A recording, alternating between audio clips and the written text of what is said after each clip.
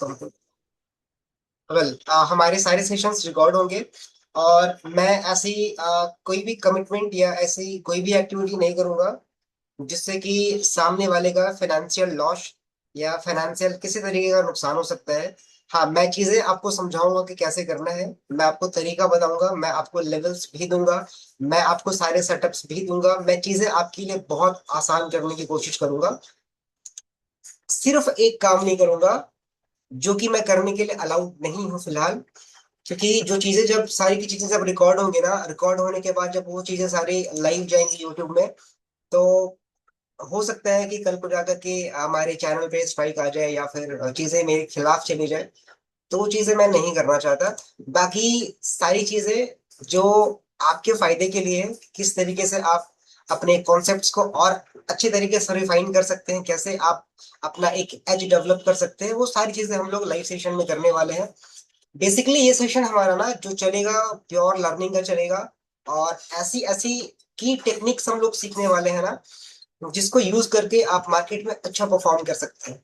हाँ, जो हमारा जो रिस्क एपेटाइट होता है, जो रिस्क लेने का तरीका होता है, किस तरीके से हम लोग अपनी पोजीशंस को मैनेज करते हैं, कैसे रिस्क को मैनेज करते हैं, ये सारी की सारी चीजें हम लोग डिस्कस करेंगे।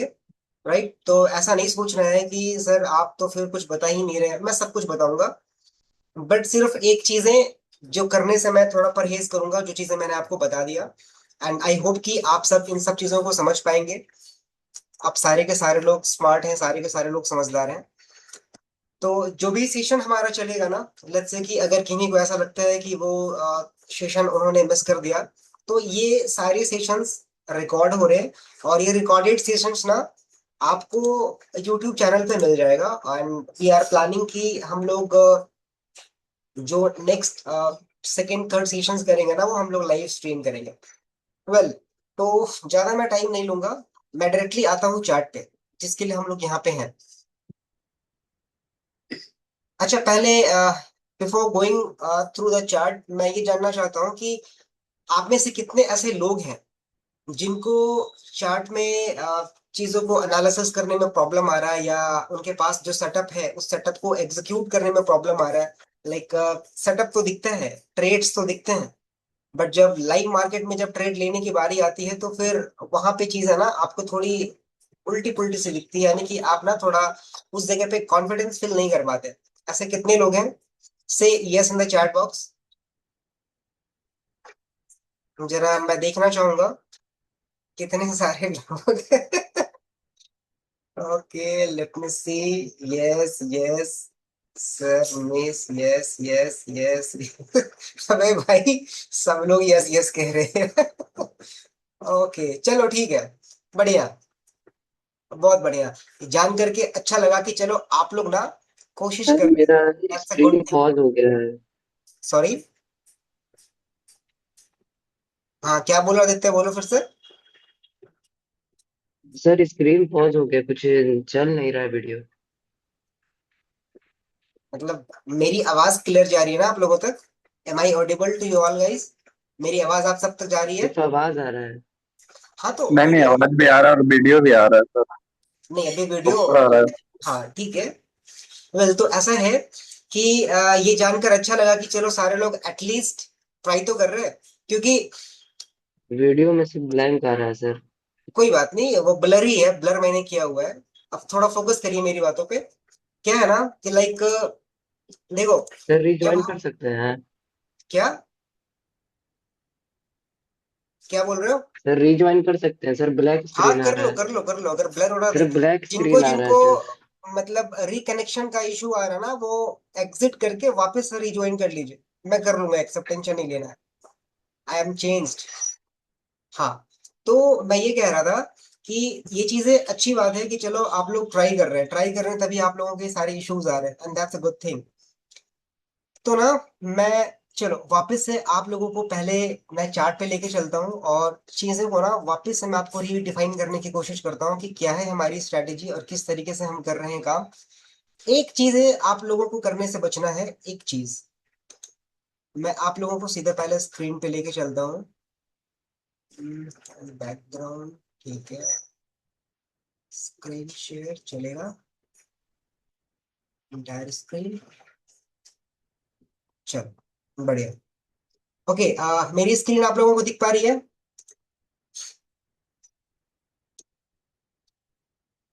क्या मेरी स्क्रीन आप लोगों को दिख पा रही है? Yes sir. बढ़िया। अलाउ मी ए सेकेंड, थोड़ा सा टाइम दीजिएगा मुझको, थोड़ी चीजों को मैं एक बार सेट कर लेता हूँ। ऑलराइट। ओके। बहुत बढ़िया। ठीक है। बेस्ट। ओके। तो अभी कैसा है, देखिए, आपके सामने एक सिंपल सा नीट एंड क्लीन चार्ट दिख रहा है। हमारा सेटअप क्या था, हम क्या करते हैं कि सबसे पहले हम हायर टाइम फ्रेम में जाते हैं। हायर टाइम फ्रेम मतलब कह लो वन डे चले गए, वन डे से ज्यादा आपको ऊपर जाने की जरूरत नहीं है। राइट। अभी देखो, अगर ना मैं वन डे के चार्ट को अगर अच्छे तरीके से ऑब्जर्व करने की कोशिश करूं तो हमें क्या दिख रहा है। अगर मैं यहां से देखना स्टार्ट करूं इस जगह से, तो हमें साफ साफ दिख क्या रहा है कि यहाँ पे बहुत टाइम प्राइस ने छोटे छोटे कैंडल्स बनाए और यहाँ पे टाइम स्पेंड किया, टाइम यहाँ पे टाइम पास किया। और ये सारे के सारे कैंडल्स जो दिख रहे हैं ना, डेली कैंडल्स हैं, यानी कि एक कैंडल को बनने में एक दिन का टाइम लगा। यहाँ तक आई होप सब लोगों को क्लियर होगा। अब ध्यान से देखिए क्या होता है कि अगर मैं यहां से एक लाइन ड्रॉ करूं, सॉरी मैं लाइन में यहाँ पे एक चैनल ड्रॉ कर देता हूँ। अब आप पूछेंगे सर ये चैनल कैसे ड्रॉ करते हैं, तो देखो आपको क्या करना है, ट्रेडिंग व्यू का जो ये टर्मिनल है ना, यहाँ पे देखो लेफ्ट साइड में जाना है कॉर्नर में, और सेकंड ऑप्शन पे यहाँ पे एक एरो का टिक मिलेगा, उसको टैप करना और नीचे की तरफ आना, नीचे की तरफ आना, यहाँ देखो एक पैरेलल चैनल करके एक ऑप्शन दिख रहा होगा, इसको क्लिक करना। या फिर इसको ना यहाँ पे स्टार मार्क कर दोगे तो यहाँ पे फेवरेट में आ जाएगा, बेटर है स्टार मार्क कर देना। स्टार मार्क कर दिए, यहाँ पे इसको हमने क्लिक कर लिया। अभी मैं क्या कर रहा हूँ, मैं चेक कर रहा हूँ, मैं क्या करूंगा इसकी बॉडी पे एक लाइन लाइन ड्रॉ करूंगा बॉडी से। ठीक है। और इसको कोशिश करूंगा कि जो ये पहला स्विंग हो गया, this one is our first swing and this one is our second swing. तो जो मेजर स्विंग्स है ना, जो बड़े बड़े स्विंग्स है जहां से प्राइस अच्छा रिएक्ट किया है, जिसपे हमें क्लियर स्विंग दिख रहा है, तो एक ये वाला स्विंग है हाई, मतलब स्विंग हाई, और एक ये वाला है स्विंग हाई। तो मैंने क्या किया, इस स्विंग हाई की बॉडी से लेकर के इस दूसरे वाले स्विंग हाई की बॉडी तक को मैंने इस लाइन को मिला दिया, और मैं क्या किया, एक बार क्लिक करके इसी को ऊपर की तरफ हमने ड्रैग कर दिया। ड्रैग हो गया। यहीं तक क्यों किया, तो मैंने यहीं तक इसलिए किया क्योंकि इसकी बॉडी और इसकी वीक दोनों कवर हो जाए, और मैं बस इसको पकड़ूंगा और आगे की तरफ खींच दूंगा। बढ़िया। तो ये मैंने क्यों किया, आप लोगों को अगर शायद मैंने बताया होगा सपोर्ट रेजिस्टेंस वाले टॉपिक पे, कि एक होता है सपोर्ट, सपोर्ट रेजिस्टेंस इस तरीके से, लाइक मान लो ये हो गया लेट्स से कि एक एरिया ऑफ सपोर्ट, और ये हो गया एक एरिया ऑफ रेजिस्टेंस। ठीक है। अभी क्या होता है कि प्राइस ऐसा से गया, यहाँ गया, ये कर रहा है, ऊपर की तरफ गया, रेजिस्टेंस से रिजेक्शन लिया, फिर यहाँ पे सपोर्ट के पास आया, यहाँ से बाउंस बैक किया, फिर रेजिस्टेंस के पास गया, फिर वहां से रिजेक्शन मिला, फिर ये सपोर्ट से बाउंस किया, फिर रेजिस्टेंस से इसको रिजेक्शन मिला, और फिर ये इस तरीके का मूवमेंट होता रहता है। इसको हम कहते हैं सपोर्ट, इसको हम कहते हैं रेजिस्टेंस। ये एकदम कॉमन सा चीज है, आप सबों को पता होगा।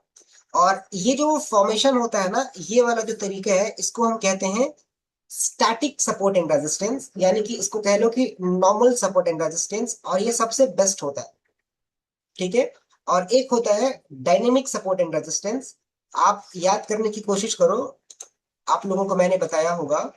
एक होता है डायनेमिक सपोर्ट एंड रेजिस्टेंस, वो क्या कहता है, वो ये कहता है कि मान लो कि प्राइस ऐसे ऐसे मूव कर रहा है, ऊपर की तरफ गया, ये हायर हाई हायर लो बना रहा है, इस तरीके से जा रहा है। ठीक है।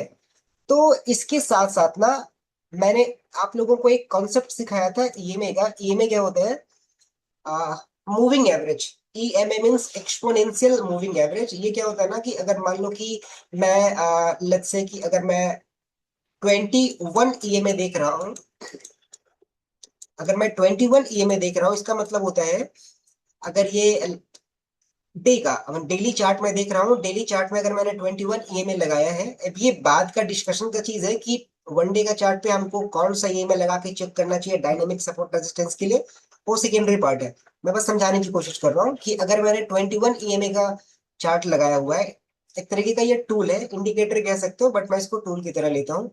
तो इसका मतलब क्या होता है कि एक दिन में बनने वाले कैंडल्स की बात यहाँ पे हो रही है, यानी कि पिछले 21 कैंडल, यानी कि पिछला 21 कैंडल, दैट मीन्स पिछले 21 दिन में बने हुए कैंडल, पिछले 21 दिन का कैंडल का जो एवरेज मूवमेंट होता है, मीन्स कि लेट्स से मान लो कि पहला कैंडल मूव कर गया $50, दूसरा कैंडल मूव कर गया $60, तीसरा कैंडल मूव कर गया $80, चौथा कैंडल मूव कर गया मान लो $10, पांचवा कैंडल मूव किया लेट्स से $5।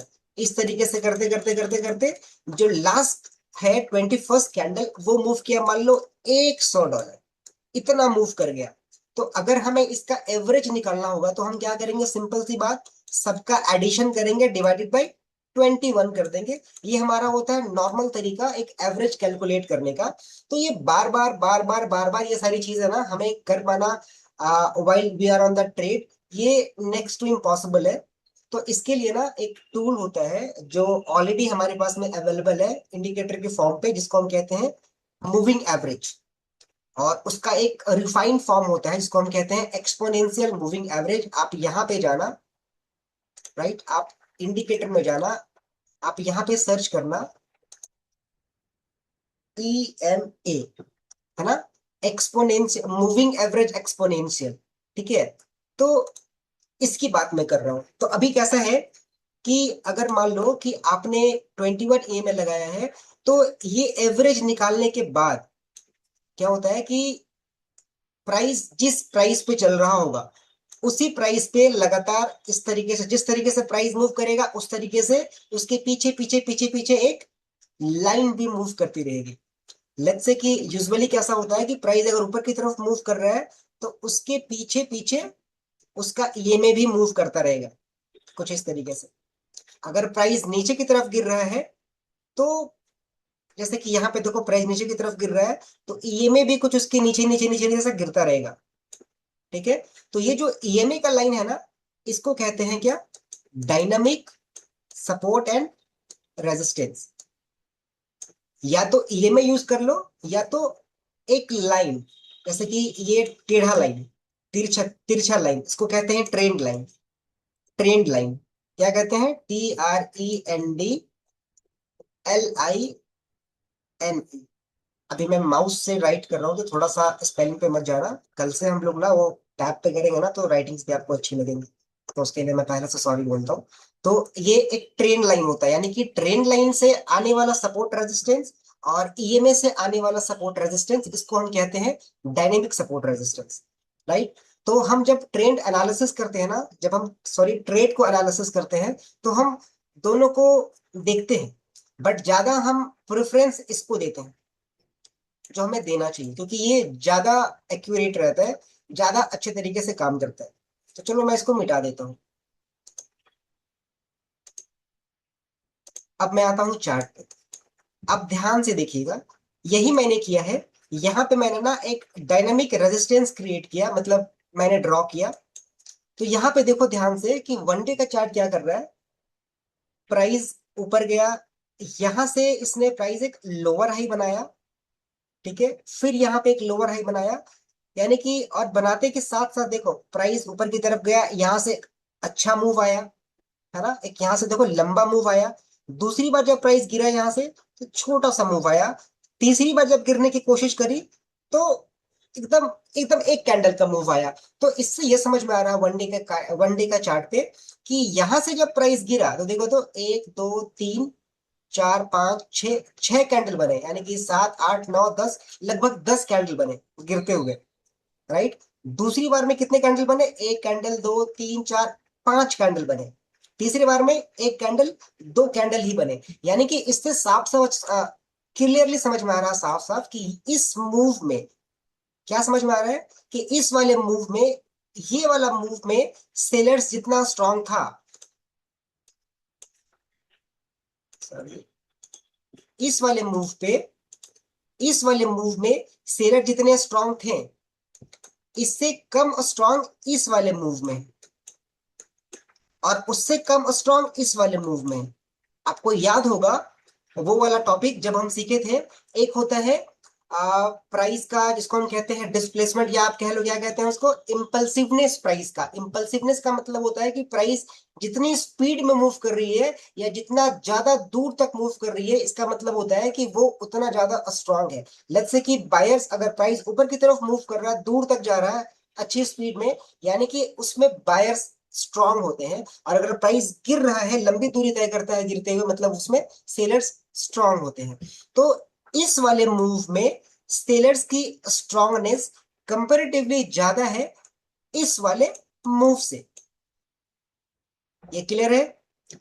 ओके। अब इस वाले मूव में सेलर्स कम स्ट्रांग है कंपेयर टू दिस मूव। यानी कि पहले मूव में सेलर्स सबसे अधिक स्ट्रांग थे, दूसरे मूव में सेलर्स थोड़ी वीक पड़े, और तीसरे मूव में सेलर्स और वीक पड़े। ठीक है? और साफ साफ यहां पे आपको देखने को मिल रहा है कि इसके बाद इतने छोटे छोटे कैंडल बन रहे हैं।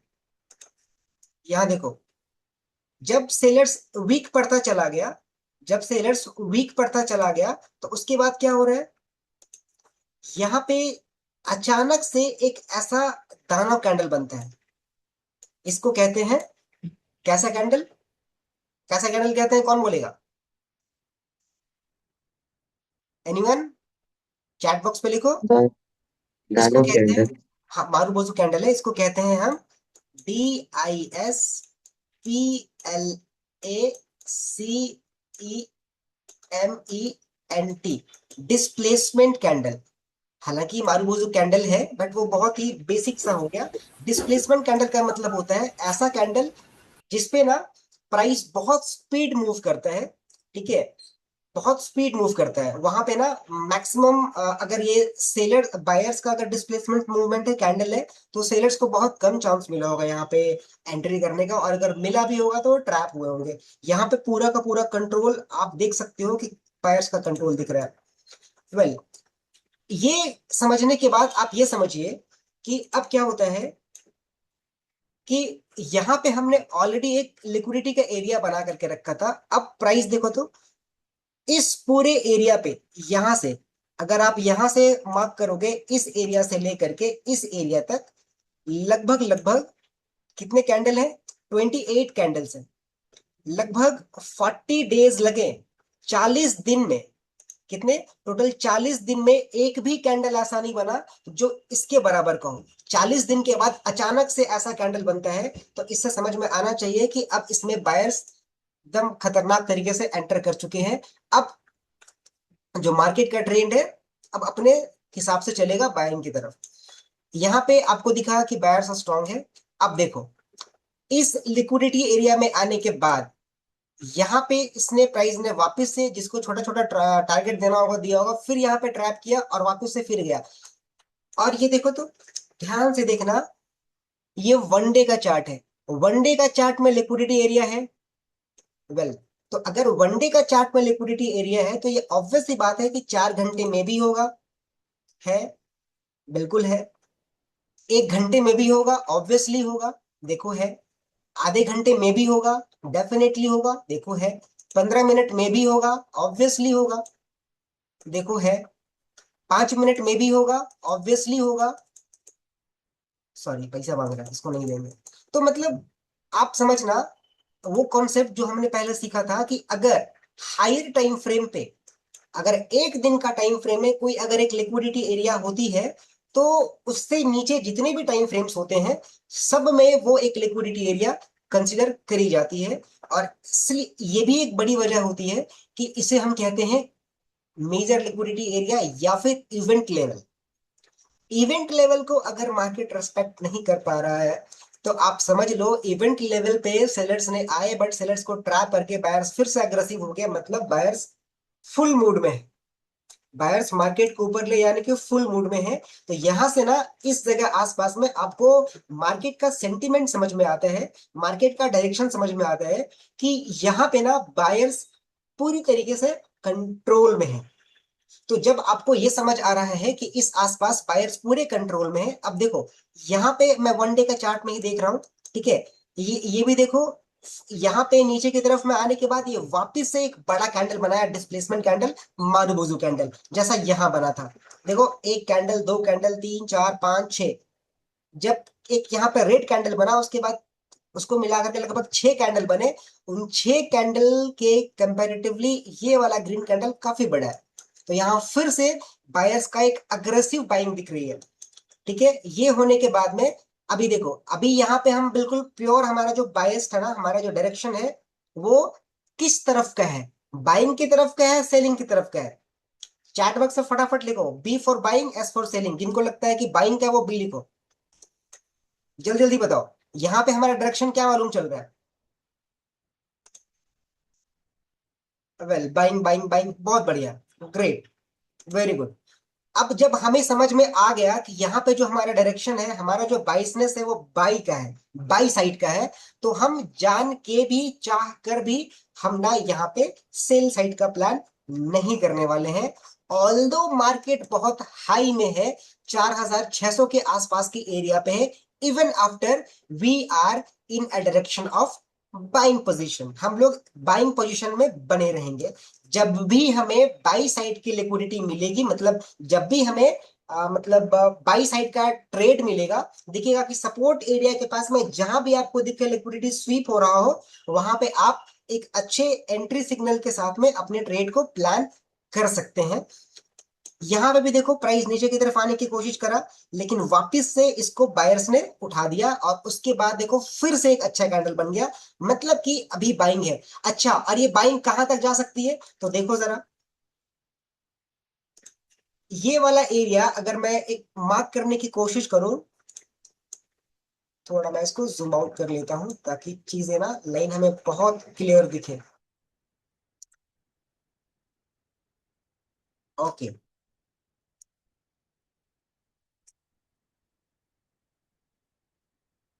राइट। अब देखो, ये भी हमारा एक लिक्विडिटी एरिया है, और सिर्फ लिक्विडिटी एरिया नहीं है ये हमारा, अगर देख लो यहाँ पे, मैं इसी को क्यों मार्क किया, क्योंकि यही वो हाईएस्ट प्राइस है। ये रेड वाला भी है, लेकिन रेड वाला इससे थोड़ा सा नीचे है, इसलिए मैंने हाईएस्ट प्राइस को रखा। ये एक इवेंट एरिया है, इवेंट लेवल भी है, क्योंकि ये वन डे का लिक्विडिटी है, यानी कि 4 घंटे का भी होगा, 1 घंटे का भी होगा, उसके नीचे जितने हैं सबका होगा, इसलिए ये एक हमारा मेजर लिक्विडिटी एरिया हो गया। इसको भी इसने रिस्पेक्ट नहीं किया, इसको भी तोड़ दिया, यानी कि भाई साहब, इसको तोड़ दिया, इसको तोड़ दिया, इसको तोड़ दिया। एक लिक्विडिटी एरिया जो इवेंट वाला था, दूसरा तोड़ा, तीसरा तोड़ा, चौथा तोड़ा, 5 बार इसने इवेंट लेवल को ब्रेक किया, मतलब कि खतरनाक तरीके से बायर्स हैं इस पे। इसके बाद वो एरिया कौन सा है, इसके बाद मार्क करो ये। अभी ये मैं क्यों कर रहा हूँ ना, ये सब मैं भी आपको थोड़ी देर में समझा रहा हूँ, पहले इसको ध्यान से देखो कि ये मैं क्यों ड्रॉ कर रहा हूँ, आपके ना कंफ्यूजन क्लियर हो जाएंगे। आप कहते हो ना कि सर ट्रेड ले रहे हैं सेम सेटअप में, बट हमें लॉस हो जा रहा है।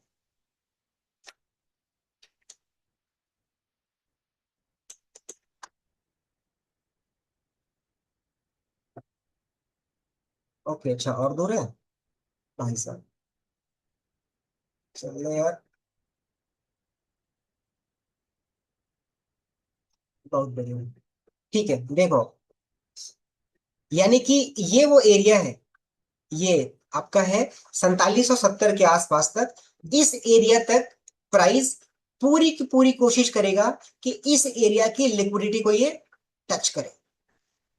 तो अभी यहाँ पे हमारा क्या, मतलब साइकोलॉजी हमारा यहाँ पे किस तरीके से काम करना चाहिए, कि अगर, क्योंकि हर एक लेवल को प्राइस क्या कर रहा है, ट्रैप करता जा रहा है, बायर्स फुल एक्टिव में है, तो इस एरिया को भी इसने ब्रेक किया। तो अगला एरिया जो है, अगला जो लेवल है, अगली जो लिक्विडिटी एरिया है, अक्सर प्राइस ना क्या करता है, एक लिक्विडिटी एरिया को ब्रेक करने के बाद वो टारगेट करता है दूसरे लिक्विडिटी एरिया को टच करने का। क्योंकि अगर प्राइस को बड़ा मूव देना है तो चाहे वो बाई साइड का हो चाहे वो सेल साइड का हो, तो आपको पता है कि वो क्या करता है, लिक्विडिटी लेने के लिए जरूर आता है।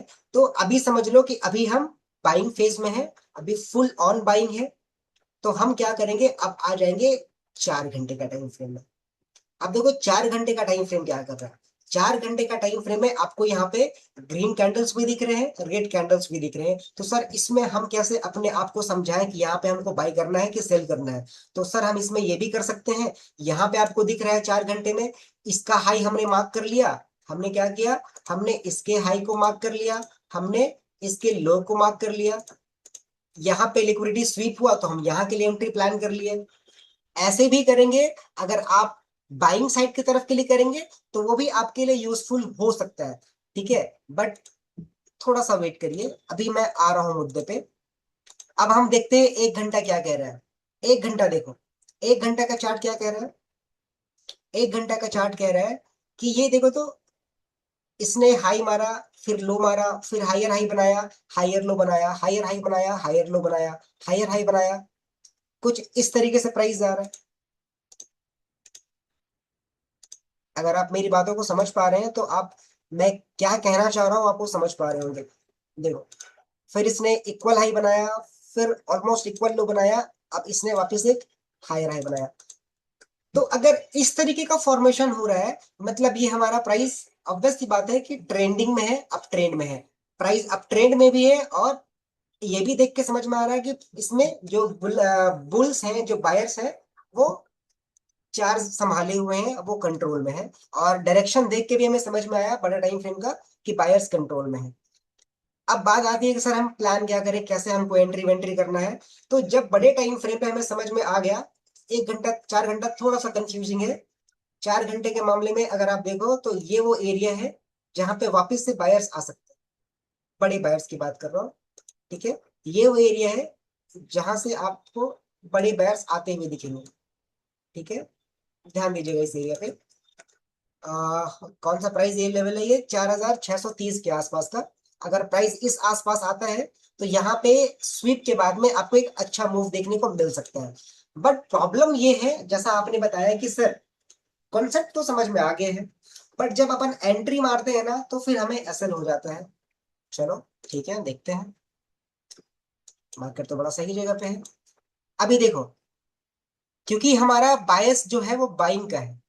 ठीक है, तो क्या ये वाला हमारा एक लिक्विडिटी एरिया था? बिल्कुल था। अब लिक्विडिटी एरिया को देखो, इसने स्वीप किया, स्वीप करने के बाद में ये कुछ ऐसा कैंडल बना रहा है। तो क्या सर हमें यहाँ बाई प्लान करना चाहिए? बिल्कुल करना चाहिए। वेट कर लेते हैं अभी, क्योंकि 5 मिनट का हम चार्ट देख रहे हैं, 5 मिनट में ऐसा कुछ कर दिया तो ठीक है, अपन प्लान करेंगे 5 मिनट। 3 मिनट क्या कह रहा है? 3 मिनट यहाँ पे इन साइड कैंडल बनाया, ठीक है। 5 मिनट लुकिंग गुड। वेट करते हैं थोड़ा, 1 मिनट क्या कह रहा है। 1 मिनट में हमें यहीं पे एंट्री मिल गई थी। ठीक है, 1 मिनट में हमें यहीं पे एंट्री मिल गई थी। देखो ये हमारा हो गया पहला एंट्री, ये हमारा फर्स्ट टारगेट है।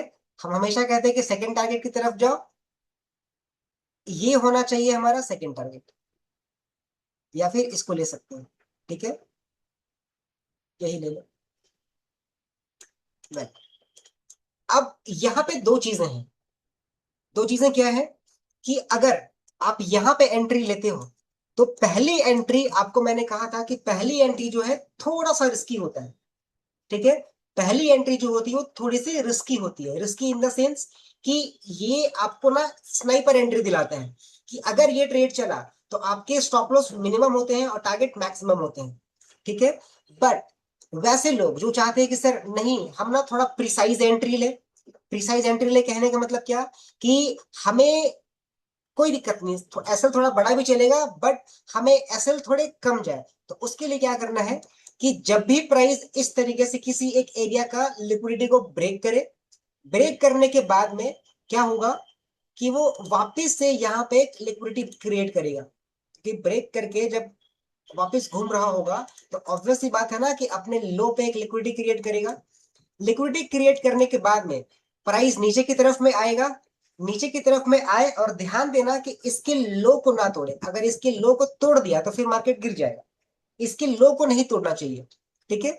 इसको, इसके लो को तोड़े बगैर इसके ऊपर से कहीं वापिस से अगर आपको एक सिग्नल मिले बाइंग का, अच्छा काइंड ऑफ इंगल्फिंग इस तरीके कुछ अगर सिग्नल मिले, तो ये आपके लिए एक बेटर सेटअप हो सकता है कंपेयर टू दिस सेटअप, ठीक है। तो अगर आपको, जैसे कि अभी ये देखो, ये वाला हमारा ऑलमोस्ट एसएल हिट हो गया, ठीक है। तो ये जो ट्रेड जो हम फर्स्ट टाइम ट्रेड लेते हैं ना, ये थोड़ा सा रिस्की होता है। रिस्की क्यों होता है? क्योंकि हम ना उस पॉइंट पे ट्रेड लेते हैं जिस पॉइंट पे हमारा, क्योंकि 1 मिनट का ट्रेड में, 1 मिनट के कैंडल में क्या है ना कि थोड़े नॉइस क्रिएट ज्यादा होते हैं। बट 1 मिनट में अगर आप थोड़े रिफाइन एंट्री करेंगे, तो रिफाइन एंट्री करने के लिए ये है कि लिक्विडिटी क्रिएट करे। लिक्विडिटी क्रिएट करने के बाद में पहले पे एंट्री मत लो, वापिस जाने दो मार्केट को, ठीक है। अगर आपको लगता है कि यार ये वाला मिस मेरे से छूट जाएगा, ये वाला मूव मेरे से छूट जाएगा, तो आप, अगर आप रिस्क लेने के लिए कैपेबल है, अगर आपका कैपिटल आपको अलाउ करता है रिस्क लेने का, तो आप ट्रेड ले सकते हैं। बट मैं बोलूंगा कि फर्स्ट एंट्री को अभी अवॉइड करो, तब तक जब तक आपको कॉन्फिडेंस ना आ जाए। जिन लोगों को ऐसा लग रहा है कि सर मेरे एसएल बार बार हिट हो रहे हैं, तो जिन लोगों को कॉन्फिडेंस ना आ जाए, कौन क्या कर रहा है ये, जिन लोगों को कॉन्फिडेंस वापस ना आ जाए, वो लोग एटलीस्ट जो फर्स्ट मूव मिलेगा उस पे आप लोग ना ट्रेड लेने से बचे। सेकेंड जो मूव मिलेगा, जैसे कि अभी देखो इसने इसको ब्रेक कर दिया, तो फिर ये इनवैलिड हो जाएगा। अब ये वाला सेटअप ना हमारे लिए इनवैलिड हो गया, क्योंकि इसने इसको ब्रेक कर दिया। देखो जरा इधर, इसने इसकी लिक्विडिटी को ब्रेक कर दी, तो ये सेटअप हमारे लिए इनवैलिड हो गया। अब देखो यहाँ पे दो चीजें हैं, समझने वाली बात दो चीजें हैं। क्या है कि जब भी मार्केट में सेटअप बन रहा है, ठीक है, मार्केट में सेटअप बना और आपने, आपका जो प्रोसेस है आपने उस प्रोसेस को किया, दो चीजें होंगी, या तो एसएल जाएगा या तो टारगेट जाएगा, ठीक है। अगर पहला ट्रेड ही अगर आपका एसएल चला गया, कोई बात नहीं, आप एक लिमिट सेट करके रखिए कि मेरे को डेली का 1 एसएल या 2 एसएल लेने हैं। और कभी भी आप जब भी ट्रेड करिए ना, अपने सेटअप को ट्रेड करिए, कोई पैरामीटिंग करने की जरूरत नहीं है, कोई मल्टीपल ट्रेड्स लेने की जरूरत नहीं। ऐसा नहीं कि आपने यहाँ पे ट्रेड लिया, फिर मार्केट थोड़ा और नीचे गया, फिर आपने एवरेज कर लिया, फिर नीचे गया, फिर एवरेजिंग करने का जरूरत नहीं है। एवरेजिंग करेंगे तो अगर गलती से मार्केट वापस अगर कोई लंबा मूव दिया, तो फिर हालत खराब हो जाएगा, ठीक है। अभी देखो प्राइस इसको नीचे की तरफ ब्रेक किया, अब वापस यहाँ पे वापस लालच दे रहा है कि घुस जाओ। हो सकता है कि यहाँ पे एंट्री करने के बाद मार्केट भाग जाए, बट यहाँ पे हम एंट्री नहीं करेंगे। क्यों? क्योंकि ये हमारे पे सेटअप ही फेल हो गया, तो हम एक्सेप्ट कर लेंगे ये अपना छोटा सा stop loss, not a big deal. अब यहाँ पे ना आपको प्रॉब्लम क्यों आ रहा है वो समझिएगा।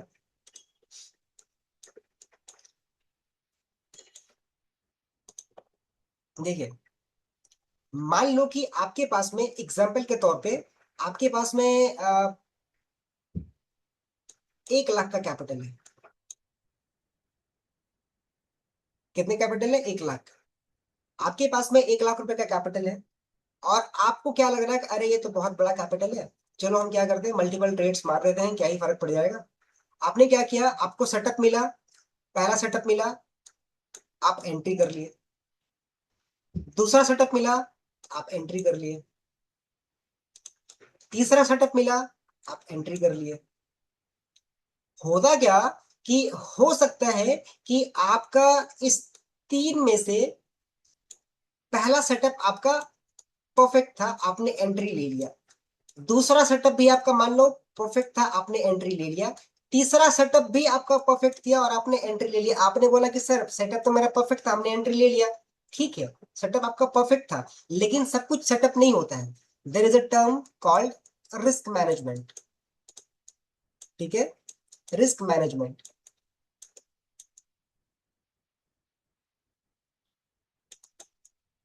आपको तय करना पड़ेगा। कौन बदमाशी कर रहा है स्क्रीन पे? आप लोग लिखना चालू मत करो यार, जो भी कर रहे हैं ना राइट, उसको इरेज करिए आप लोग जल्दी से।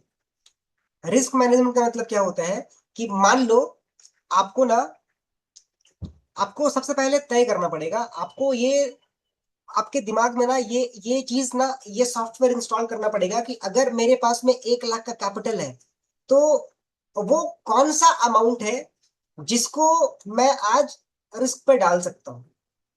ठीक है, यानी कि मान के चलो आपके पास में 1 लाख रुपए का कैपिटल है, तो आप मैक्सिमम, ये एक थंब रूल है, इसको याद रखिएगा, आपको ना मैक्सिमम जो रिस्क लेना है ना, सबसे पहली बात तो ये ध्यान रखिए कि 1 लाख के कैपिटल में आप ट्रेड 1 लाख से मत करिए, इसको आप 10 पार्ट्स में डिवाइड कर दीजिए। ठीक है, अगर हमने 10 पार्ट्स में डिवाइड कर दिया, यानी कि 10-10 हजार का आपके पास में 10 पार्ट हो जाएगा।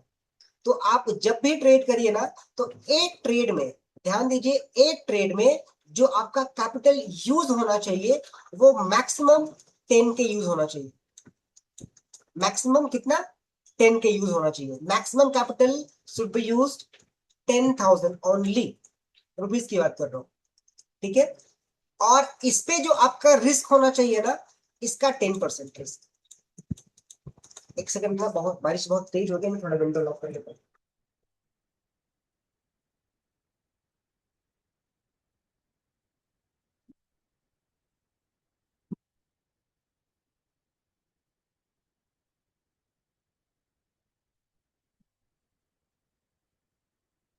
Sorry for the disturbance ma'am.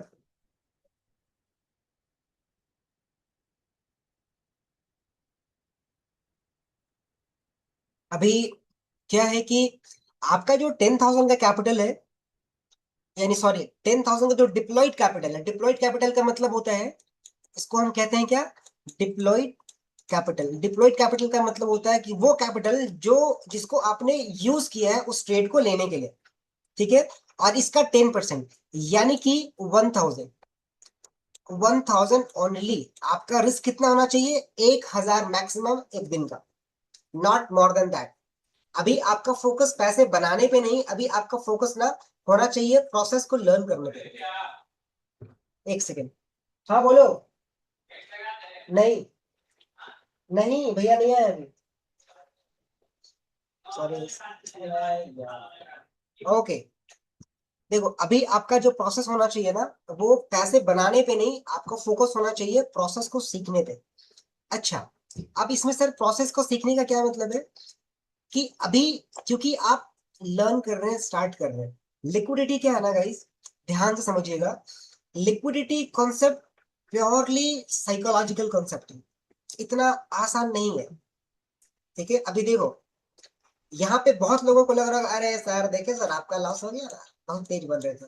तो ठीक है ना यार, मैंने कोई, मुझको पता था कि मैं यहाँ पे अग्रेसिव एंट्री कर रहा हूँ, ये मेरा ऐसे जा सकता है। अगर ये ना हो करके यहीं से चला जाता तो मेरा टारगेट हिट हो गया रहता। लेकिन अगर मैं यहाँ पे ट्रेड ले रहा हूँ तो पहले मैं ये चेक करूंगा कि क्या मेरा रिस्क अपटाइट मेरे को अलाउ कर रहा है या नहीं कर रहा है ट्रेड लेने के लिए। अगर ये मेरा पहला ट्रेड है तो कोई दिक्कत नहीं, ओके है। ठीक है, बट अगर मैं ऑलरेडी आज लॉस में हूं, जो मेरा डेली का लिमिट है 1,000 लॉस करने का, अगर मैं इतना कंप्लीट कर चुका हूं तो मैं ये ट्रेड ही नहीं लूंगा ना, आज के दिन का मेरा ट्रेड ओवर हो गया। आपको इन सब चीजों का थोड़ा ध्यान रखना पड़ेगा। आपको ना एक टारगेट सेट करना पड़ेगा कि डेली का कितना कमाना है, ये वाला बात नहीं। यही लोग फंसते हैं, अरे सर आज ना हम 1%, 5% बना लेंगे। 5%, 5,000 तो होता है। 1 लाख रुपया है मेरे पास में, 1 लाख रुपया से 5,000 बनाना कितनी बड़ी बात है? बिल्कुल बड़ी बात नहीं है। आप पांच क्या, आप 50,000 भी बना सकते हो एक दिन में, नॉट ए बिग डील। आप 1 लाख को आप 2 लाख भी कर सकते हो एक दिन में, again not a big deal. But ये जो चीजें हो रही है ना, कि एक दिन में आप multiple time of return of interest बना ले रहे हो, ये मौके ना आपको बहुत कम मिलेंगे। किस्मत से कोई ट्रेड लग गया, हाथ चल गया, आपके पैसे बन जाएंगे। But on a bigger note, on a bigger picture, आप ना अपने खुद के कैपिटल को आप ड्रेन करते जा रहे हैं। इससे क्या होगा ना कि आपके अंदर ना एक गलत हैबिट आ जाएगी, जो आपके कैपिटल को ड्रेन करने के लिए काफी ठीक है। ये करने से आपके अंदर एक गलत हैबिट आ जाएगी जो आपके कैपिटल को ड्रेन करने के लिए काफी है, बहुत काफी है। तो आप ये देखिए पहले कि क्या आपको मार्केट में आप किस साइकोलॉजी के साथ आ रहे हैं, कि क्या आपको यहाँ पे लंबा टिकना है। इट मीन्स कि आप यहाँ पे लंबे समय के लिए आ रहे हैं, अच्छा एक वेल्थ बनाने के लिए, या फिर कुछ समय के लिए आ रहे हैं। कुछ समय के लिए आ रहे हैं तो आप यहाँ से भी सेल मार दो, यहाँ भी देख लो लिक्विडिटी बन गया, आप यहाँ भी सेल मार दो, यहाँ ऐसे लगा लो, ये टिपी लगा लो, अरे चल गया तो चांद तक, वरना शाम तक भी नहीं, चाइनीज माल वाला हाल। तो वो करते रहो, कोई दिक्कत नहीं है। लक साथ दिया तो अगर ट्रेड आपके अगेंस्ट आपके साथ चल दिया तो आपके दमादम प्रॉफिट बन जाएंगे, और नहीं लगा तो लॉसेस होते चले जाएंगे। तो वो काम हमें नहीं करने हैं। तो आपको सबसे पहली चीज क्या करना है कि आपको ना आपका कैपिटल पहले डिसाइड करना है कि आपका कैपिटल कितना है। एक आइडियल कैपिटल पहले चूज कीजिए। जितना भी आपका कैपिटल है उस कैपिटल का मात्र 10% ही पर ट्रेड यूज करिए, और उसका भी 10% आप एक ट्रेड में मतलब डेली का रिस्क लीजिए। मीन्स आपके पास एक्स अमाउंट ऑफ कैपिटल है, अगर आप ट्रेड लेने के वक्त आपको समझ में नहीं आ रहा है कि कितने पैसे उस पर लग रहे हैं उस ट्रेड को लेने के लिए, हालांकि वहां लिख करके आता है, बट फिर भी मैं आपको आपके जनरल नॉलेज के लिए समझा दूं। आपको समझ में आना चाहिए कि आपके पास में डेली का लॉस करने के लिए 1,000 रुपए है। अब आप बोलोगे सर आप क्यों ये समझा रहे हैं कि आपको कितना लॉस करना है, आगे बताऊंगा।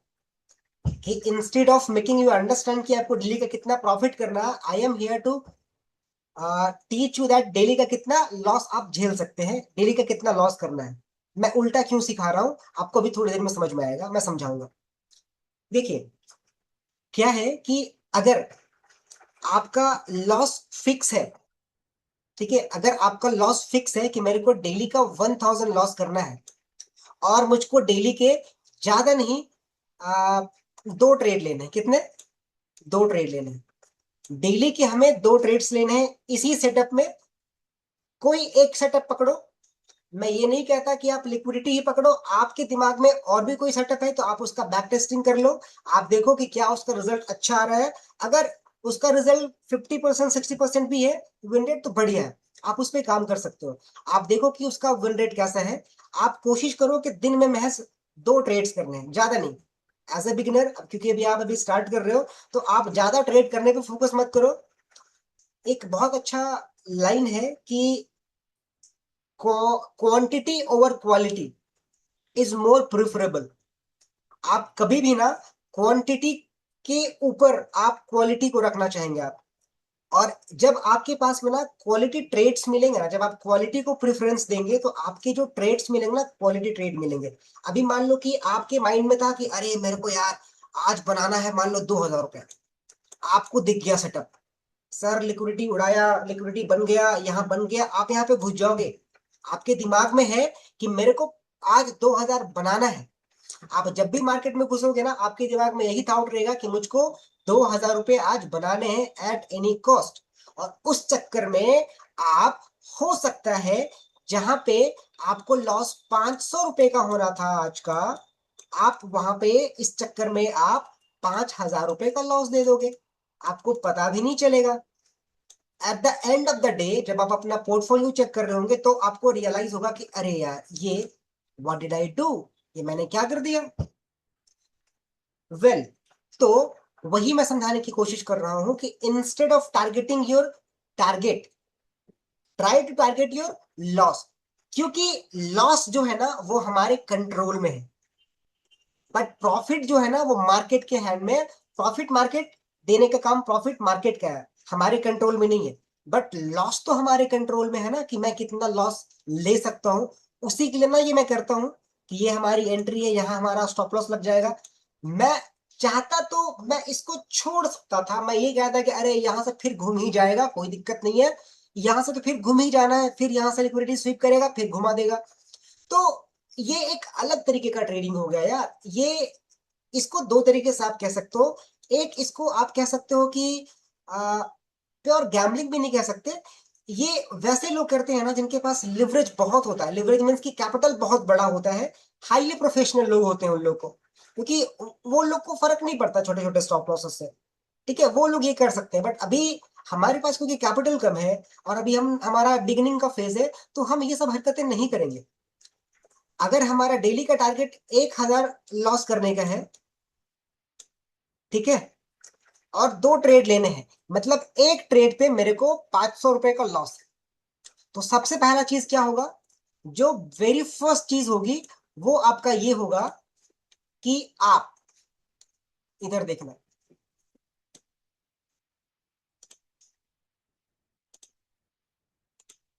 पहला चीज क्या होगा जो आपके फेवर में जाएगा, आप सिर्फ और सिर्फ QUALITY क्वालिटी ट्रेड्स पे ही फोकस करेंगे, instead of focusing on random trade. हर जगह पे लिक्विडिटी बनता है यार, लिक्विडिटी हर जगह पे बनता है, तुम देखो ना, देखो यहाँ पे लिक्विडिटी बना, यहाँ पे लिक्विडिटी बना, यहाँ भी लिक्विडिटी बना, और कहा मार्केट में तुमको हर जगह लिक्विडिटी दिख जाएगा, तो तुम हर जगह ट्रेड थोड़ी लेते फिरोगे। तो हमें ना एक सेट करना है कि भाई साहब हम क्या करें, मेरा डेली का नंबर ऑफ ट्रेड्स फिक्स होने चाहिए, हमारे डेली के एक रिस्क फिक्स होना चाहिए कि हम आज अपने कैपिटल का 1% से ज्यादा रिस्क नहीं करेंगे, और वो भी रिस्क करना है 2 ट्रेड पे। ठीक है, 2 ट्रेड ही मेरे को लेने हैं। तो जब आपको पता है कि आपको सिर्फ और सिर्फ 2 ट्रेड्स लेने हैं, तो आपके साथ 2 चीजें होंगी। नंबर 1, आप कोई भी रैंडम ट्रेड नहीं लेंगे। रैंडम ट्रेड, जहां पे भी आप रैंडम ट्रेड लेने से बचेंगे। तो इससे क्या फायदा होगा, फायदा ये होगा कि आप ना बहुत ही सोच समझ करके जो भी ट्रेड लेंगे ना, वो एकदम रिफाइंड ट्रेड लेंगे। ठीक है, एकदम रिफाइंड ट्रेड लेंगे, वैसे ट्रेड लेंगे जो आप, जिसमें आप फुल कॉन्फिडेंट हो। वहां पे आपको लिक्विडिटी भी दिख रहा होगा, वहां पे आपको ऑर्डर ब्लॉक भी दिख रहे होंगे, वहां पे आपको प्राइस एक्शन भी दिख रहा होगा, वहां पे आपको सपोर्ट रेजिस्टेंस भी दिख रहा होगा, वहां पे आपको डायनेमिक सपोर्ट रेजिस्टेंस भी दिख रहा होगा। इसको कहते हैं कॉन्फ्लुएंस। कि जब हम ट्रेड कर रहे होते हैं, तो हमें क्या, मल्टीपल चीजें देखनी होती हैं at the level of trades. जहां पे हम ट्रेड ले रहे होते हैं ना, वहां पे हम सिर्फ एक चीज देख करके ट्रेड हम नहीं लेंगे, हमें मल्टीपल चीजें देखनी है। जैसे कि चलो ठीक है, यहाँ पे हमने ट्रेड लिया था, हम सिर्फ और सिर्फ लिक्विडिटी को देख करके दिमाग पे रखते हुए हमने ट्रेड लिया। ठीक है, ये रैंडम ट्रेड हो गया। बट अगर हमारे दिमाग में फोकस है कि हमें डेली का 2 ही ट्रेड लेने हैं, 2 ट्रेड्स, ज्यादा नहीं, 2 trades, 2 trades daily, 2 trades daily, और जो हमारा मैक्स SL है, मैक्स लॉस है, ठीक है, 1% ऑफ कैपिटल। अब आप बोलोगे सर इससे क्या होगा, इतना छोटा सा क्या होगा, क्या ही बना लेंगे हम। तो ऐसा है कि अभी आप बनाने के लिए मत ट्रेड करो, अभी आप सीखने के लिए ट्रेड करो। लर्निंग के बाद अर्निंग होती है।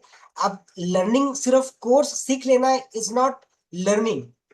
कोर्स सीख लिया आपने, मैंने पहले भी सिखाया था आपको कि कोर्स जो आपने सीखा है ना, जो भी टेक्निकल चीजें सीखी है आपने, जो भी साइकोलॉजिकल चीजें आपने सीखी है, that is the information which market provides you.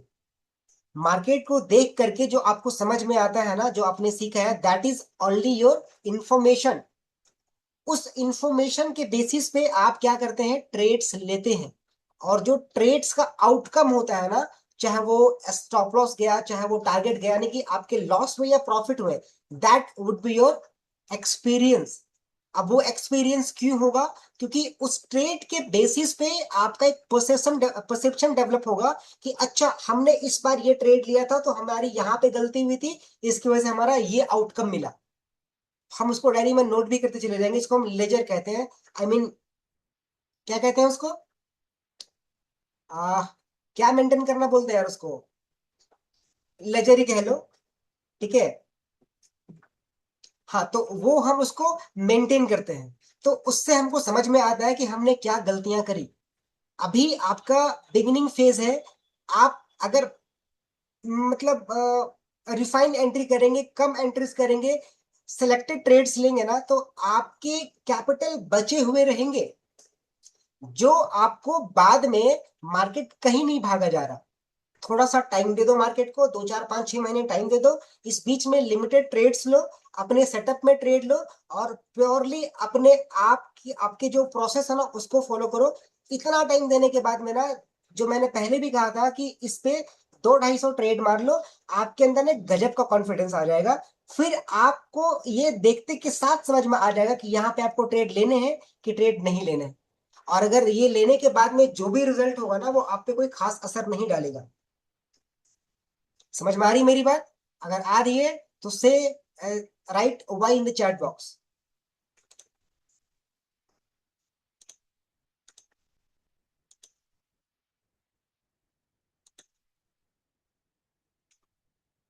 बहुत धन्यवाद आप लोगों का। Very good. तो सर अब क्या करें?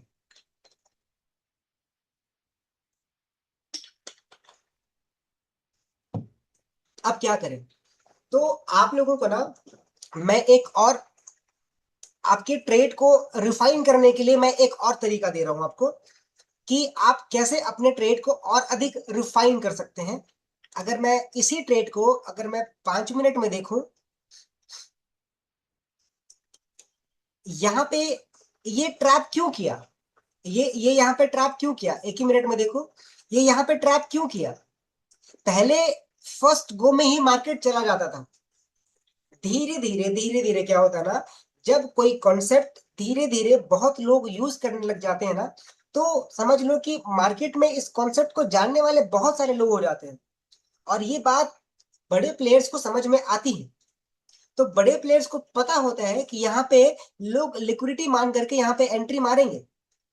तो बड़े प्लेयर का ये टारगेट ही होता है कि जो रिटेलर्स है पहले उसको आउट करो, और उसको पता होता है कि वो लोग इधर ही कहीं आसपास ऐसे लगाए होते हैं, तो वो ट्रैप करते हैं।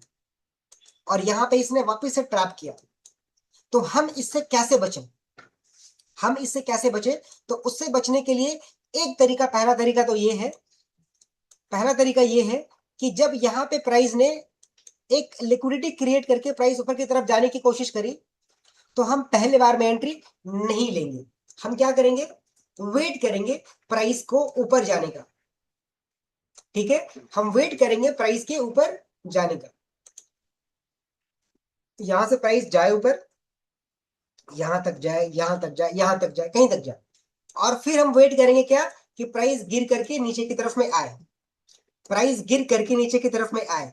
बट ध्यान ये देना है कि जब प्राइस गिर रहा होना, तो इसने जो अपनी एक लिक्विडिटी एरिया बनाई होगी, ये वाला जो व्हाइट लाइन आपको दिख रहा है, प्राइस ना इसके नीचे ब्रेक ना करे, सिर्फ विक भी नहीं मारना मांगता है। यानी कि प्राइस को क्या करना है? प्राइस को करना ये है कि ये आ रहा है, आ रहा है, आ रहा है, इस लाइन को बहुत करे तो सिर्फ इसको क्या करे, मिटिगेट करे, यानी कि टच करे, मैक्सिमम कुछ करे तो टच करे, इससे ज्यादा कुछ ना करे। इस लाइन के नीचे नहीं जाना चाहिए। ठीक है, या इस लाइन को सिर्फ टच करके, या इस लाइन के ऊपर से ही कहीं, या तो इस आसपास से। ठीक है, देखो, या तो इधर से कहीं घूमने की, यहां से कहीं घूमने लग जाए एक अच्छा, मान लो यहाँ पे ऐसा कुछ रेड कैंडल बन रहा था, और यहाँ पे ऐसा कुछ इंगल्फिंग बन जाता ऐसा कैंडल, तो ये हमारा एंट्री बन जाता। ये मान लो गिरता गिरता क्या होता कि कैंडल इधर आ रहा है, कैंडल गिरता हुआ आ रहा है,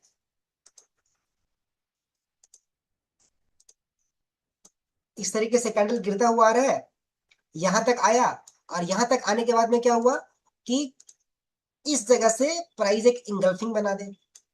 तो ये भी हमारे लिए बढ़िया सेटअप है कि हम यहाँ पे एंट्री कर सकते हैं। या फिर प्राइस क्या करे कि इस आसपास में आकर के, इस आसपास में आकर के कुछ ऐसा कैंडल बना दे, कुछ ऐसा कैंडल बना दे। बट ध्यान रहे कि इसका जो लो है ना, इसका जो विक है,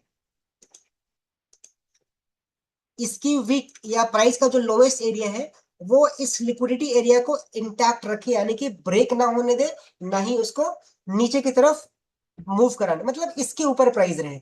यहाँ पे अपन बाई मारेंगे, इसके नीचे का हमारा स्टॉप लॉस रहेगा। थोड़ा सा हम सांस लेने का जगह देंगे उसको, $1 से $2, $1 से $2 का हम उसको एक्स्ट्रा स्पेस देंगे। मान लो कि इसका जो लोवेस्ट प्राइस होगा, लेट्स से कि 4646 का है, तो हम स्टॉप लॉस लगाएंगे 4644 को।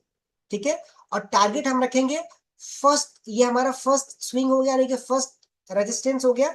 हम टारगेट रखेंगे सेकेंड रेजिस्टेंस का, जहां पे बॉडी का क्लोजिंग होगा उसके थोड़ा सा नीचे, लगभग $1 के आसपास में। यही है हमारा प्रॉपर सेटअप नंबर 1। इस तरीके से करिए, आपकी जो सेटअप में थोड़ी और रिफाइनमेंट आएगी। एक तरीका ये हो गया। ये जिनको जिनको समझ में आया है, say Y in the chat box, जल्दी जल्दी।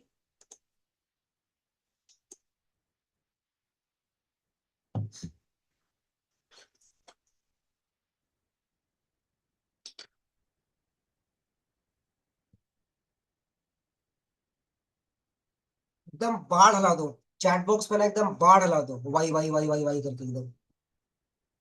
Please one more sir. Okay, ठीक है।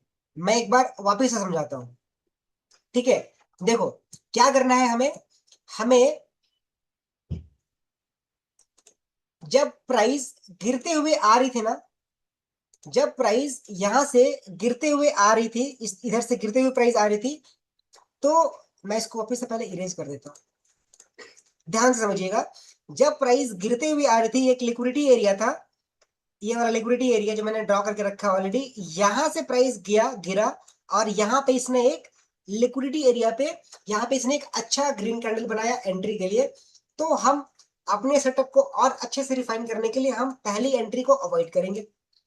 पहली बार में एंट्री, ये ध्यान रखना कि मैं बात कर रहा हूँ, लिक्विडिटी बनाया है मैंने 5 मिनट में, और मैं ट्रेड कर रहा हूँ 1 मिनट में। ठीक है, ये मैं 1 मिनट में बात कर रहा हूँ। तो जब पहली दफा प्राइस ने यहाँ पे एक एंट्री सिग्नल दिया, तो हम यहाँ पे ट्रेड नहीं लेंगे। हम वेट करेंगे कि प्राइस क्या करे, वापिस से प्राइस इस यहां से ऊपर जाए। जब प्राइस यहां से ऊपर जाएगा, तो ऑब्वियस सी बात है, ये भी एक लिक्विडिटी क्रिएट हो जाएगा। उसके बाद प्राइस क्या करे, ऊपर की तरफ जाए। हो सकता है यहां से गिरे, या यहां से गिरे, या यहां से कहीं से गिरे। ठीक है। गिरने के बाद वो, अब ये मत बोला कि सर 2 किलोमीटर दूर चला गया ऊपर और फिर वहां से गिरेगा तब मानेंगे कि नहीं। उतना दूर नहीं जाना है। ठीक है, उतना दूर जाने की बात मैं नहीं कर रहा। मतलब ठीक ठाक दूरी, ज्यादा दूरी भी तय नहीं करना है। मतलब जितना दूर ये गिरा ना, देखो यहां से यहां तक गिर के आया, तो हो बहुत हो तो इसके नीचे ही रहे तो ज्यादा बेटर है। इसको ब्रेक कर देगा फिर तो कहानी बदल जाएगा। ठीक है, इसको ब्रेक ना करे। ज्यादातर केस में इसको ब्रेक ना करे, और ऐसा ही होता है कि इसको ब्रेक किए बगैर पहले नीचे की तरफ में आता है। और और प्राइस जब नीचे की तरफ में आ रहा हो, तो ये क्या करे, ये जो लिक्विडिटी एरिया है ना, इसको ना ही ब्रेक करे, ना ही इसके नीचे प्राइस जाए। पवन अपन जी, अपना वीडियो को आप ये कर लीजिए। ठीक है। अभी क्या है, यहाँ पे इसको इंटैक्ट रखे, टच किए बिना, इसके ऊपर से ही प्राइस घूम जाए, और यहाँ पे कोई या तो एक अच्छा सा हैमर कैंडल बना दे, 3 बार कैंडल। 3 बार कैंडल कहने का मतलब कि 3 बार, यानी कि एक लंबा विक हो और पतली सी बॉडी हो। ठीक है, या हैमर बन जाए या इंगल्फिंग बन जाए और बेटर है। तो हम वहां पे प्लान करेंगे बाई का, उसके नीचे एक एसएल रखेंगे, $1.5 से $2 का स्पेस देंगे सांस लेने का, और टारगेट लगाएंगे फर्स्ट जो हमारा स्विंग होगा उसका टारगेट नहीं लेंगे, सेकेंड स्विंग का हम टारगेट लेंगे। बट सेकेंड स्विंग का जो बॉडी होगा ना, बॉडी का थोड़ा सा नीचे हम टारगेट लगाएंगे अपना, लगभग $1 नीचे। बस ये हो गया हमारा जो आपका सेटअप है, उसमें थोड़ा सा रिफाइनमेंट। ओके, ये क्लियर है, आगे बढ़े।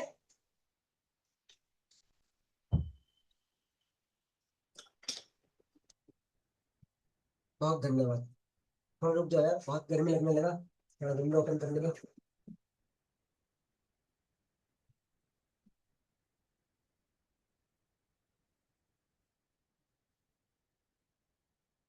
वाह, क्या मस्त हवा आ रहा है यार, मजा आ गया।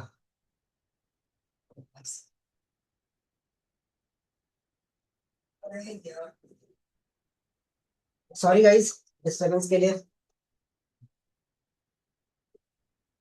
बहुत बढ़िया। ओके, तो अब ना हम लोग देखते हैं कि इसमें थोड़ा हम और क्या रिफाइन कर सकते हैं।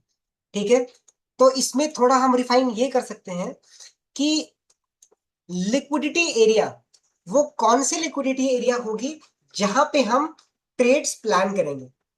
ठीक है, वो कौन सा लिक्विडिटी एरिया होगा जहां पे हम ट्रेड को प्लान करेंगे। वेल, तो देखो, याद करो आप लोग वो क्लास जहां पे हम लोग पढ़ रहे थे क्या,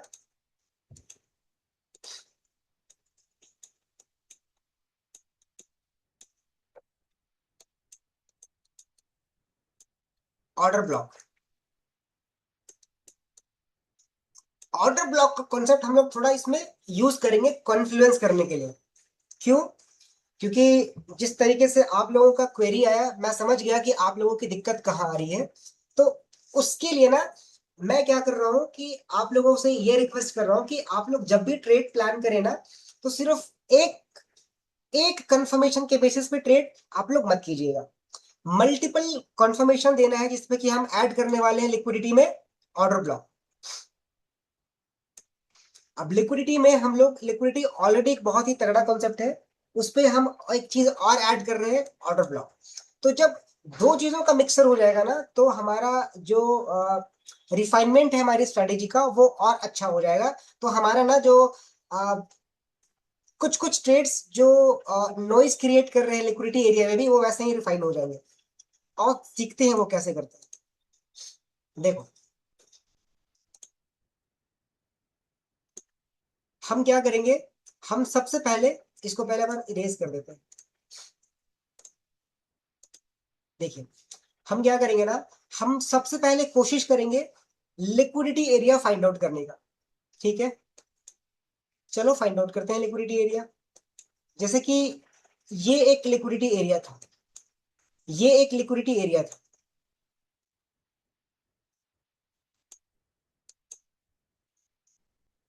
देखो, यहां देखो, ये एक लिक्विडिटी एरिया था। इस लिक्विडिटी एरिया पे क्या हुआ, प्राइस आया और यहां से ये भाग गया, यहां से ये भाग गया। ठीक है, सॉरी, अपने को देखना है 5 मिनट में।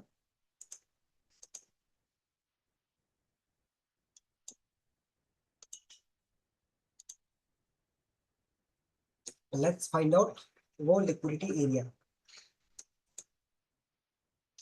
चलो ठीक है, इसको मैं यहां कर देता हूं। देखो तो,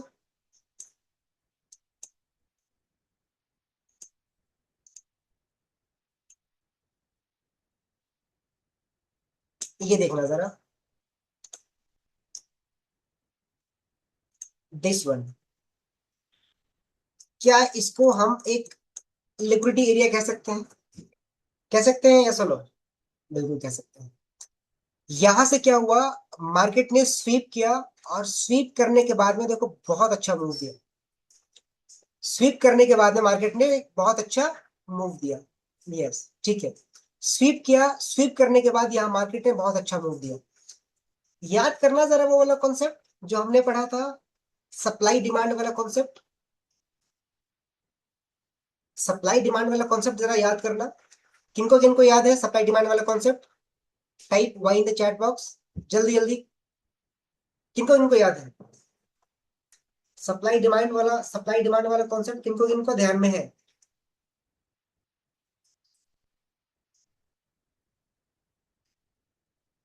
ओके, विकास यस, जीत यस, मंटू भी यस, बढ़िया। बस, और किन्हीं को ध्यान में नहीं है? अंकिता यस, और एनीवन? सत्यम यस। मैं शाउट आउट दे रहा हूँ सब लोगों को, यही शाउट आउट चलेगा जब अपना लाइव स्ट्रीम चलेगा। चलो ठीक है, सब लोगों को ओवरऑल समझ में याद है कि हमारा सप्लाई और डिमांड वाला कॉन्सेप्ट क्या था। याद करो कि जब प्राइस किसी एक सपोर्ट एरिया के पास में आती है, सपोर्ट एरिया के पास में आने के बाद क्या होता है कि अर्ली बायर्स को बुलाती है और उसका स्टॉप लॉस हिट करती है। यानी कि सीधा सीधी अगर मैं एक लाइन में बोलूं तो लिक्विडिटी स्वीप करती है। तो लिक्विडिटी स्वीप जहां से करती है, उस एरिया पे नजर डालो कि जहां से प्राइस मूव किया, ऊपर की तरफ मूव किया ना, तो ऊपर की तरफ मूव करने के पहले जो आखिरी कैंडल गिरते हुए बना था उसको अपन मार्क कर लेते हैं, दिस वन। यही था ना, यही था ना हमारा कॉन्सेप्ट डिमांड एरिया का, सही है, सुनो, ये था कि नहीं? बिल्कुल था। अच्छा, अब सर, अब बोलो कि सर इतना बड़ा बॉक्स हम बनाएंगे, गुड। अब आप बोलो कि सर इतना बड़ा बॉक्स बनाएंगे, तो हम क्या करते हैं, हम सिर्फ बॉडी को कंसिडर करने की कोशिश करते हैं। तो ध्यान देना, मैं ना इस वाले रेड कैंडल की बात कर रहा हूं। देखो, ये स्वीप करके मूव करने के पहले जो प्राइस गिर रहा था ना, गिरते वक्त ये जो रेड कैंडल बना, जो आखिरी रेड कैंडल था, मैं इस आखिरी रेड कैंडल की बॉडी को मैं सिर्फ मैप कर रहा हूं। ध्यान से देखना, मैं सिर्फ बॉडी को ले रहा हूं। ओके, ठीक है, अब आगे की तरफ बढ़ते हैं। यानी कि हमारा एक तरीके से ये ऑर्डर ब्लॉक भी है और एक तरीके से हमारा ये डिमांड जोन भी है, ठीक है। अब ध्यान देना, ये ऑर्डर ब्लॉक भी है, डिमांड जोन भी है, और इसके साथ ही साथ नीचे में इसकी एक लिक्विडिटी भी है। देखो, अब अगर ध्यान से देखना, बहुत ही ध्यान से देखना, क्या होता है कि यहां पे ना मैं क्या करता, अगर मैं सिर्फ लिक्विडिटी को देख रहा होता तो मैं क्या करता, हम लोग यहीं पे हम एंट्री बना लेते, हमारी एंट्री इधर ही बन जाती। ये बनने के बाद में हमारा, अगर हम निकल गए रहते तो ठीक, वरना हमारा एसएल भी चला गया रहता। बट इस केस में क्या हुआ, हमें दिखा कि प्राइस ना, अगर मैं इसकी लो को मार्क करूं तो ये साफ साफ दिख रहा है कि ये जो कैंडल बना है ये हमारे ऑर्डर ब्लॉक एरिया में बना है, ठीक है, हमारा डिमांड जोन में बना है। तो हम क्या करते, अगर हम कॉन्फ्लुएंस लेके ट्रेड कर रहे होते, जैसे लिक्विडिटी भी हो गया, हमारा प्राइस एक्शन भी हो गया, हमारा सपोर्ट रेजिस्टेंस भी हो गया, और हमारा order block plus demand area भी हो गया, तो साफ साफ देखो, इसका लो हम सिर्फ छोटा करने के लिए इतना छोटा बनाए थे, ये इसका लो ये है। तो देखो तो, इस लो के नीचे में लिक्विडिटी है। ये कैंडल क्या हमारा ऑर्डर ब्लॉक एरिया और डिमांड एरिया में आया क्या? से यस और नो, जल्दी जल्दी। आया इस डिमांड जोन पे, या गुड, आया इस डिमांड जोन पे और ऑर्डर ब्लॉक एरिया पे। ये वाला ग्रीन कैंडल अच्छा सा हमें इंगल्फिंग कैंडल बनता हुआ दिख रहा है। तो एक तो तरीका है कि सर ये तो ऑलरेडी एक सेटअप बन जा रहा ना, कि सपोर्ट एरिया के पास में है, सपोर्ट एरिया के पास में इंगल्फिंग भी बना है, प्लस में डिमांड जोन भी है, प्लस में ऑर्डर ब्लॉक भी है। तो ऑर्डर ब्लॉक, डिमांड जोन, उसके बाद सपोर्ट एरिया और इंगल्फिंग कैंडल, चार चार कॉन्सेप्ट्स बन रहे हैं। और देखो तो ये प्राइस ऑलरेडी अप ट्रेंड में ही है, तो ये 4 से 5 कॉन्सेप्ट बन रहे हैं। तो क्या सर हम यहाँ पे एंट्री प्लान कर सकते हैं? कर सकते हैं, नहीं कर सकते ऐसा बात नहीं है। बट फिर वही बात हो जाएगी कि हमारा क्या है कि मेन कॉन्सेप्ट लिक्विडिटी का है। अगर जिस कॉन्सेप्ट पे लिक्विडिटी ऐड हो गया विथ कॉन्फ्लुएंस, तो उसका chances of getting more profitability हमारा बढ़ जाता है। तो अगर हम रैंडम ट्रेड लेने वाला ट्रेडर होते कि हमको, अरे यार आज हमको बनाना है किसी भी तरीके से 2,000 रुपया 5,000 रुपया, तो हम यहाँ पे डेफिनेटली ट्रेड मार लेते। लेकिन मेरा फोकस क्या हुआ, और हम ऑब्वियसली बात है बड़ा टारगेट लेते, हम कहते कि फर्स्ट नहीं हम सेकंड टारगेट लेंगे, तो मेरा ट्रेड चला गया रहता एसएल की तरफ और हम एसएल लेना पड़ जाता हमको।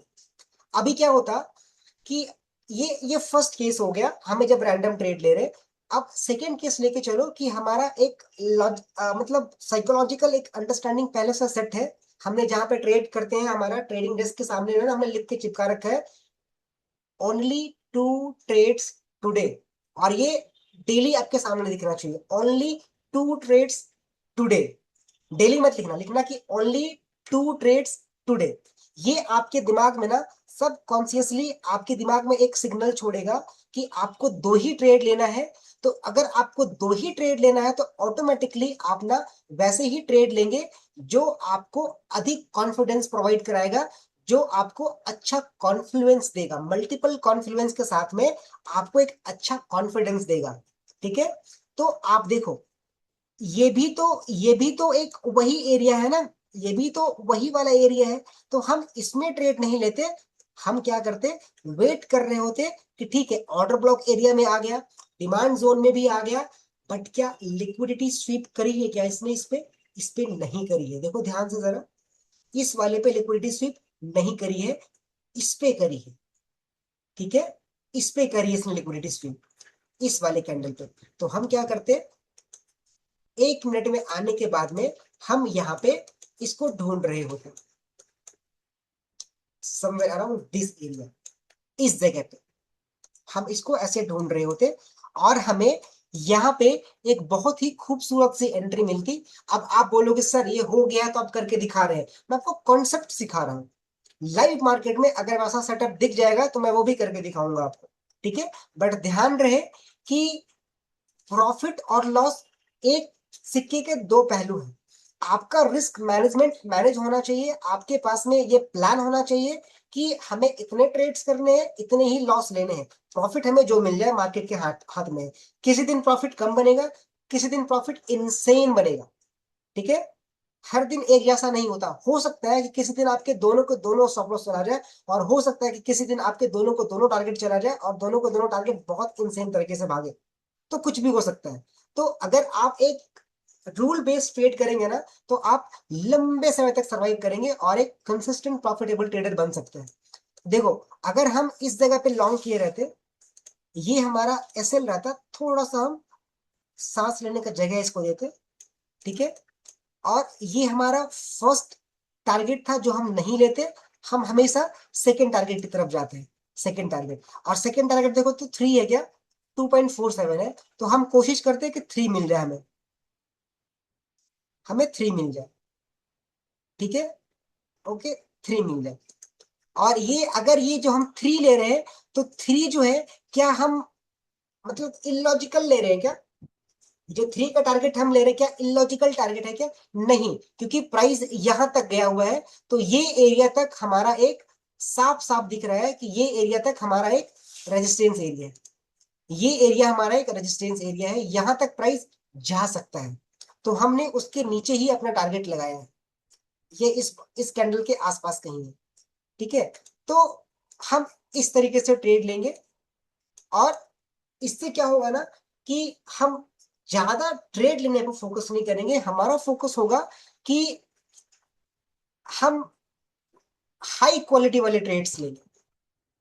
हम वैसे ट्रेड लेंगे जो जिसपे जो स्ट्रेट का जो हमारा ये होने वाला है, वो ए प्लस प्लस सेटअप हम लेंगे। जैसे कि हमारा जो लिक्विडिटी वाला कॉन्सेप्ट है, आज से करीबन 6-7 महीने पहले तक ये भी एक साल नहीं, 7-8 महीने मान लो, 8 महीने 9 महीने के लमसम, ये भी ए प्लस प्लस सेटअप था।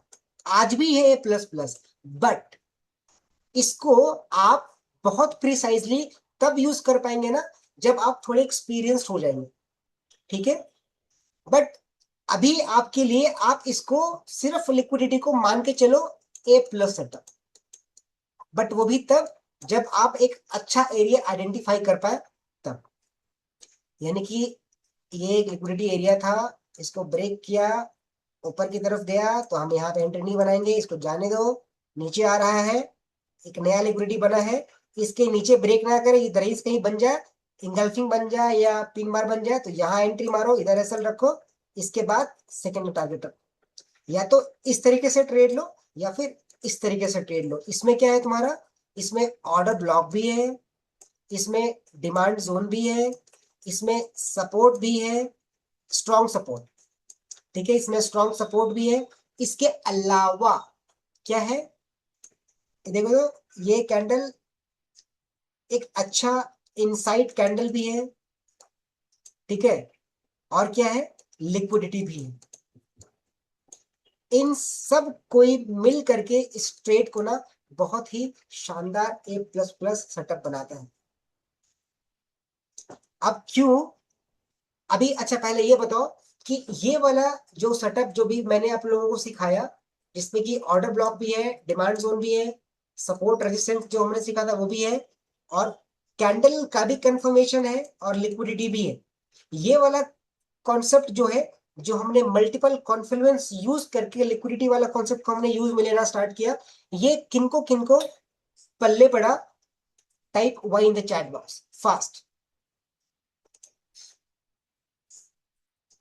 Y Y Y Y Y, बहुत बढ़िया।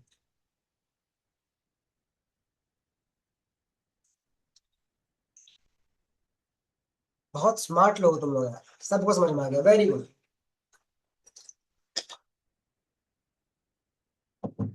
कोई है जिनको ये कॉन्सेप्ट समझ में नहीं आया? Anyone from you guys?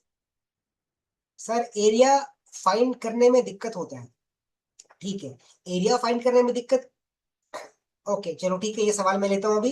Area find करने में दिक्कत होता, ओके, ये कॉन्सेप्ट जो अभी मैंने बताया, जिनको जिनको समझ आया वाई लिखे, जिनको समझ में नहीं आया वो एन लिखे, नो, एन फॉर नो।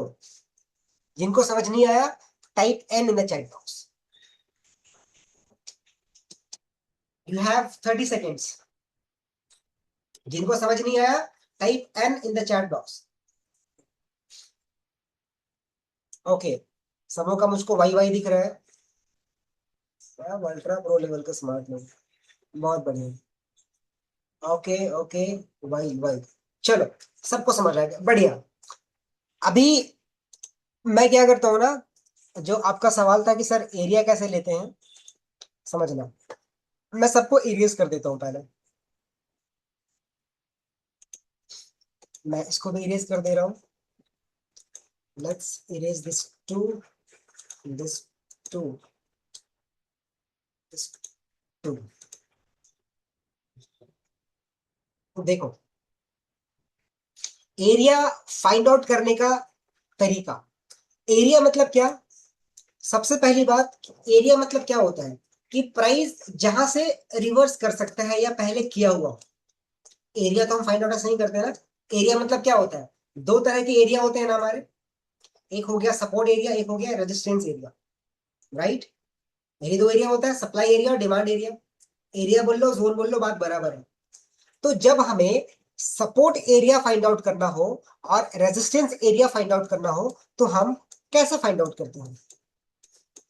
हमें सपोर्ट एरिया फाइंड आउट करना हो और रेजिस्टेंस एरिया फाइंड आउट करना हो, तो हम कैसे फाइंड आउट करते हैं?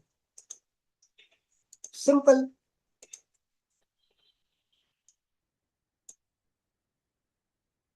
सॉरी, देखो, ये मार्केट आराम आराम से पहले क्या कर रहा था, ध्यान से देखना, अभी सब सारा डाउट क्लियर हो जाएगा। मान लो ये जो मार्केट है, ये आराम आराम से गिरते हुए आ रहा था, लोअर लो लोअर हाई बनाते हुए आ रहा था, ठीक है। अभी कुछ ऐसा हुआ होगा, ठीक है, कुछ तो ऐसा हुआ होगा कि ये ऐसे किया, ये करने के बाद में इसने ना ऐसे किया, ऐसे किया, ऐसे कर दिया। समझ में आया क्या किया इसने? आराम आराम से गिरते हुए आ रहा था, अचानक से एक प्राइस एरिया था जहां से ना प्राइस में एक इम्पल्सिव मूव दिखा। कैसा इम्पल्सिव मूव दिखा? या इसको कह सकते हो डिस्प्लेसमेंट, डिस्प्लेसमेंट रिएक्शन दिखा, डिस्प्लेसमेंट मूव दिखा, यानी कि बहुत ही स्ट्रॉन्ग बायर्स आए। वाइस वर्सा हो जाएगा सेलर्स के लिए, यानी कि सेलिंग साइड के लिए इसका उल्टा हो जाएगा। अभी इसको समझो, प्राइस गिरते हुए आ रहा था और एक प्राइस लेवल से प्राइस ने ना एक इंपल्सिव मूव दिया। अब जब इस तरीके से प्राइस ने एक इंपल्सिव मूव दिया, तो इसका साफ साफ और सीधा सीधा ये मतलब होता है कि ये वाला जो एरिया बना ना, कहाँ गया ये भाई साहब, जो इसने एरिया क्रिएट किया ना, ये वाला एरिया, ये एक ऐसा एरिया बना जिसपे क्या है,